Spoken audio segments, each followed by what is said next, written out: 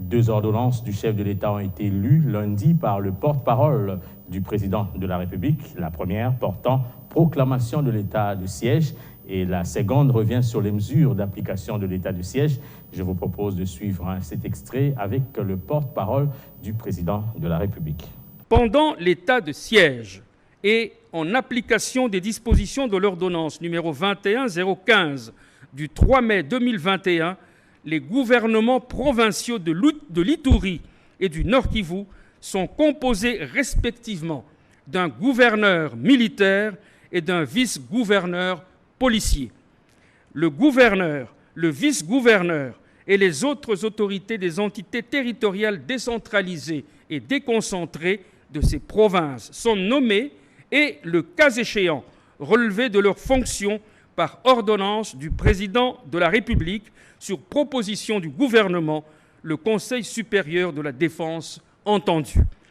Les gouvernements provinciaux ainsi que les assemblées provinciales des dites provinces, telles que définies à l'article 198 de la Constitution, sont suspendues et leurs prérogatives sont transférées aux autorités militaires provinciales visées à l'alinéa précédent.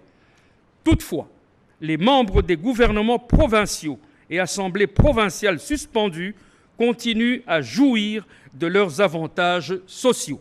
Les autorités des provinces appliquent les lois et règlements de la République pour faire face à la situation et assurent le bien-être collectif aux populations de leur province. Dans l'exercice de leurs fonctions, le gouverneur relève du ministre ayant la défense nationale dans ses attributions. Les autorités provinciales disposent de l'administration publique de la province, de la police nationale congolaise et de tous les services nationaux en province.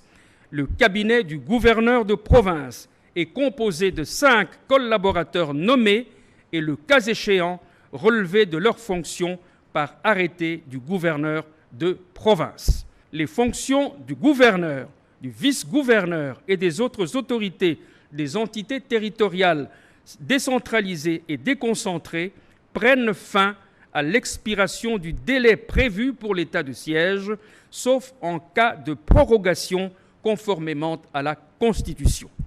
Toutefois, il peut être mis fin aux fonctions du gouverneur et vice-gouverneur militaire par ordonnance du président de la République avant la fin de l'état de siège en cas de nécessité.